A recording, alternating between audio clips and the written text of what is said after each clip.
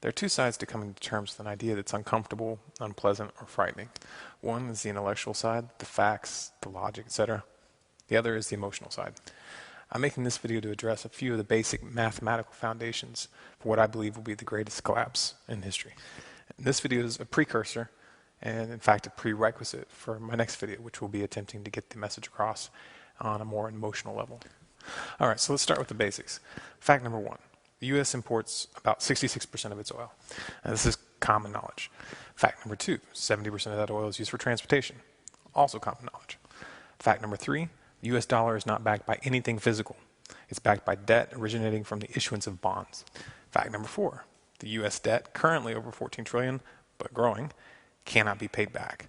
And the rest of the world knows this. Fact number five, oil is currently only sold on the global market in U.S. dollars, and this is due to a set of agreements between the U.S. and OPEC. However, this doesn't just affect OPEC.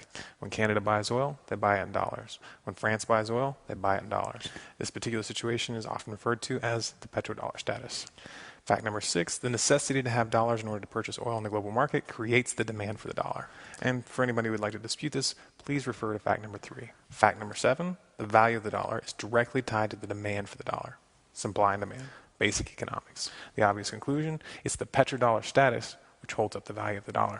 Fact number eight, China and Russia just recently agreed to stop using the dollar in all their bilateral trade. This includes oil. Now when Saddam Hussein did the same thing, we invaded Iraq. But we can't invade China or Russia. Now all the facts that I've outlined here are simple, publicly accessible, verifiable. I'm not going to hold everybody's hand and take them out there to do their research. If you want to contest one of these specific ideas, you actually need to do the research yourself. Now the following are the conclusions that I draw from these facts. The United States will lose its petrodollar status. I don't know when, I don't know the exact date, but it's inevitable. When it does, the demand for the dollar will fall precipitously. And as demand drops, the value of the dollar will evaporate. This means hyperinflation.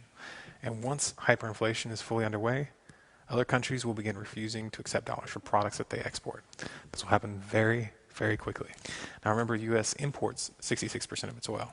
And that oil is not going to keep coming in if exporters no longer accept U.S. dollars. And remember, we established 70% of all domestic oil consumption is used for transportation. So if you subtract that 66% from the 70%, you're left with about 4% left for transport in general. Now it's important to realize that when we say transport, it includes 18-wheelers and all sorts of supply chain transportation, which make up a considerable part of that 70%. In this country, food transport and agriculture are completely dependent on oil. And obviously you can't cut out food transport without causing starvation. Logical conclusion, you're not going to be able to get gasoline to drive your car. Nobody is. However, even cutting back all individual car usage to zero will not be enough to prevent catastrophe. And here's why. Agriculture, as we currently practice it in the U.S., is completely dependent on a constant stream of inputs which require transportation, especially the animal industry. Take, for instance, a chicken farm. The farm normally gets deliveries of corn or other feedstocks on a regular basis. Almost no farms grow both the feed and raise the animals. The loss of the petrodollar would lead to astronomical price increases for that transport, and that will translate into astronomical prices in the grocery store. And what you have to understand is this explosion in the cost of transport will affect every single other industry. And as the cost of doing business skyrockets, unemployment will also skyrocket. Now, a large number of the states are already on the verge of bankruptcy. They're not going to be able to feed and house this massive influx of the unemployed. People will go hungry. And when people go hungry long enough, they get desperate. And they become very dangerous. Now, I'm not telling you this to scare you. But if you really understand it, it probably will.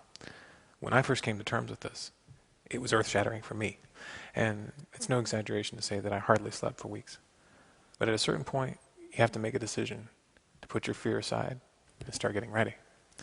Some things we can't change, but some things we can. The trick is knowing the difference.